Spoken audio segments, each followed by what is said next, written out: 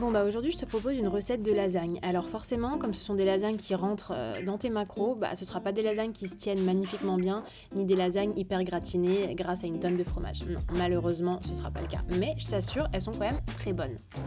Bon bah là je t'ai présenté rapidement les ingrédients que je vais utiliser, mais je te mets tout ça en description avec le grammage exact pour ma recette en fait. Parce que moi, oula, 1, 2, 3. Parce que moi je tombe sur 500 calories avec à peu près 37 grammes de protéines. Mais en fonction de ton grammage à toi et du choix des ingrédients que tu feras, peut-être que ce sera un peu plus ou un peu moins. D'ailleurs, si tu veux que ce soit moins calorique, il te suffira de choisir de la viande hachée 5% au lieu de 10% et 15%, ce que moi j'ai choisi puisque c'est ce que j'avais. Donc j'avais pas à aller racheter autre chose. En ce qui concerne la sauce tomate, comme tu peux le voir, je rajoute quand même pas mal de légumes, des épinards et des courgettes notamment, puisque normalement dans une sauce tomate il y a déjà les oignons, l'échalote et la carotte. Enfin, après ça dépend des sauces tomates de chacun, mais là moi j'ai rajouté donc 2 autres légumes pour que ce soit plus consistant et puis que j'ai mes portions de légumes en fait dans mon plat, parce que ce sera vraiment un plat en fait à part entière. Après bien sûr ça peut s'accompagner de salade, mais bref, tu m'as compris. En ce qui concerne le fromage, j'ai fait un choix, 50 g de parmesan et 50 g d'emmental. Oui, il n'y a que 100 g pour la totalité de la recette. C'est pas énorme, mais c'est pour ça que c'est pas très calorique du coup. Pourquoi le parmesan? Parce que c'est plus riche en protéines qu'un autre fromage. Et pourquoi de l'emmental? Parce que j'aime quand même ça et donc j'avais envie de faire un mix des deux. Mais si tu veux que ton apport soit plus protéiné, eh ben, tu peux décider de faire que du parmesan. Là, c'est vraiment à toi de voir.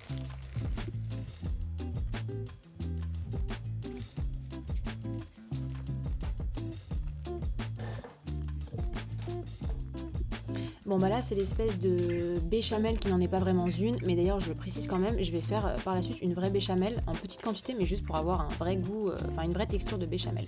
Donc là c'est juste du fromage blanc, moi j'ai choisi du 2,5 et ensuite des petits suisses. Je rajoute de l'ail et de la noix de muscade, je vais mixer le tout. Et puis pour l'épaissir un petit peu, tu peux évidemment rajouter de la maïzena. Moi c'est ce que j'ai fait. Et d'ailleurs, sache que tu n'es pas obligé de faire ça, hein. Ça n'a aucune utilité pour la recette, à part te faire perdre du temps et potentiellement t'énerver un petit peu si tu es du style à t'énerver rapidement.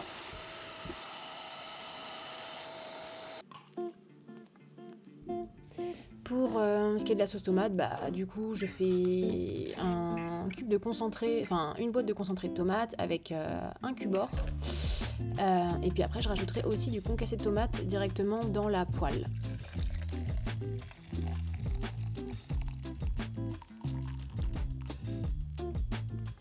Bon là je t'ai mis rapidement la recette de la vraie béchamel si jamais, mais en vrai t'aurais pu la trouver aussi sur internet. Et d'ailleurs si tu veux éviter d'avoir trop de calories, bah tu peux tout simplement squeezer cette étape, hein. Moi je l'ai juste fait parce que j'aime bien la texture d'une vraie béchamel.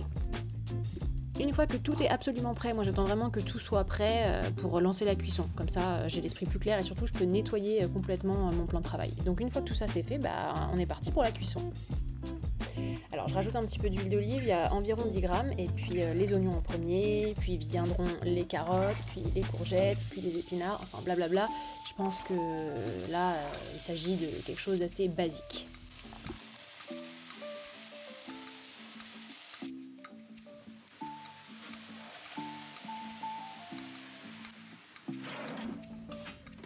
Je décide de couvrir les épinards pour que le volume diminue un petit peu, parce que sinon je vois pas à quel moment j'aurais pu rajouter ma sauce tomate vu le volume qu'il y avait avant.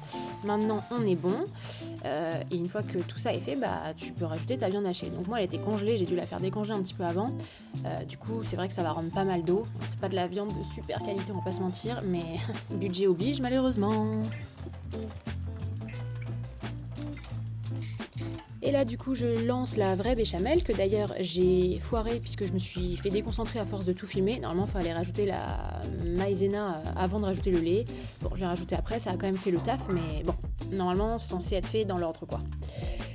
Et puis bah, ensuite vient le moment de l'assemblage, du montage. J'ai fait un petit peu à ma façon, mais c'est vrai que c'est bien de commencer avec la bolo en base, et puis après vous faites en fonction de comme vous voulez. Dans tous les cas, il faut ajouter les couches. Et puis comme on peut le voir à nouveau, il n'y a que 6 feuilles de lasagne, et oui, ce n'est pas beaucoup, mais c'est pour ça qu'il n'y a pas énormément de calories dedans, parce que si on avait mis 15 000 feuilles de lasagne, bah automatiquement on se serait retrouvé avec de vraies lasagnes avec environ 900 calories par portion. Donc c'était pas le but ici, puisque ce qu'on veut c'est manger quelque chose de cool et de bon sans s'éloigner de nos objectifs.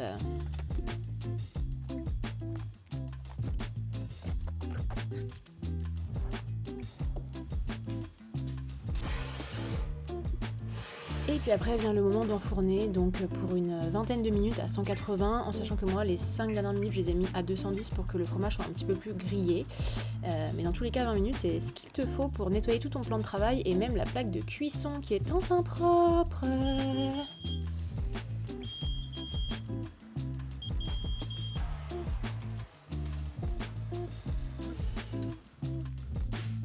Bon bah voilà, comme tu peux le voir, il y a quand même, ça a quand même bien grillé, mais c'est vrai que la tenue n'est pas exceptionnelle, et puis comme je le disais au début, c'est pas hyper gratiné puisqu'il n'y a pas énormément de fromage.